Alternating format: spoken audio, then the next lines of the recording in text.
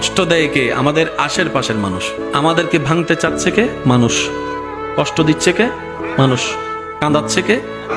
প্রতারণা করতেছে, ঠ্যাং ভেঙে দিচ্ছে, দেওয়াল তুলে দিচ্ছে, রাস্তা বন্ধ করে দিচ্ছে, পানি বন্ধ করে দিচ্ছে, প্রতারণা করতেছে, কথা দিয়ে কষ্ট দিচ্ছে। মানুষ আপনাকে কষ্ট দিচ্ছে, তাকিয়ে আছেন আল্লাহ। রবের যেই দিন ইচ্ছা হবে, রব ফেরেশতাকে বলবে, কিরে আমার বান্দাকে মাসের পর মাস, বছরের পর বছর কষ্ট দিচ্ছে, সেইভাবে ধৈর্য ধরে সহ্য করে আছে কেন? ফেরেশতা বলবে, আল্লাহ তোমার হুকুমের অপেক্ষায় বসে আছে, তোমার হুকুমের অপেক্ষায় বসে আছে। সে তোমাকে সন্তুষ্টি করার জন্য মুখ থাকার পরও গালির পরিবর্তে গালি দিচ্ছে না। আল্লাহ সে তোমাকে রাজি করার জন্য মারের পরিবর্তে মার দিচ্ছে না।